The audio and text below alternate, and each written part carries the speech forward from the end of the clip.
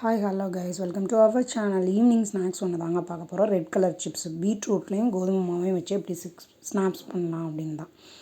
பீட்ரூட்டை வந்து தோல் சீவிட்டு அதுக்கப்புறம் பொடியாக சாப் பண்ணிவிட்டு நல்லா மிக்சியில் கிரைண்ட் பண்ணிவிட்டு அதனோட சாறை மட்டும் நல்லா ஃபில்ட்ரு பண்ணி எடுத்துக்கிட்டாங்க. ஒரு கப்லேருந்து 2 கப் அளவுக்கு கோதுமை மாவு எடுத்துக்கிட்டோம்.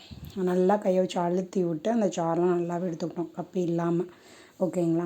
அந்த மாதிரி எடுத்ததுக்கப்புறமா அந்த கோதுமை மாவில் வந்து பார்த்திங்கன்னா தேவையான அளவு சால்ட்டு, 1 ஸ்பூன் ஆயில் போட்டுட்டு நல்லா மிக்ஸ் பண்ணிடுறோம். மிக்ஸ் பண்ணிவிட்டு கோதுமை மாவு, அதாவது சப்பாத்தி இதுக்கெலாம் எப்படி பிசைவீங்களோ அதே அளவுக்கு தான் நார்மல் வாட்டர் ஊற்றுவீங்க.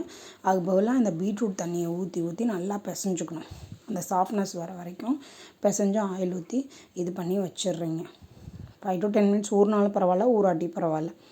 அது ப்ரெஷர் இருந்தாலும் ப்ரெஷர் இந்த மாதிரி அமுத்துறது இருந்தால் அமுத்துங்க, இல்லைன்னா உருட்டுறது இருந்தால் உருட்டிக்கோங்க. உருட்டிட்டு உங்களுக்கு தேவையான அந்த ஷேப்பில் வந்து கட் பண்ணிவிட்டு ஃபோக் வச்சு ஓட்டைங்க போட்டுருங்க. ஏன்னா வந்து எண்ணெய் குடிக்காமல் இருக்கும். நல்லா கட் பண்ணி கடாயில் ஆயில் ஹீட் ஆனதும் போட்டிங்க அப்படின்னா சுவையான டேஸ்ட்டான ரெட் சிப்ஸ் ரெடி ஆகிடுச்சு. நீங்களும் ட்ரை பண்ணி பார்த்துட்டு சொல்லுங்கள். தேங்க்யூ.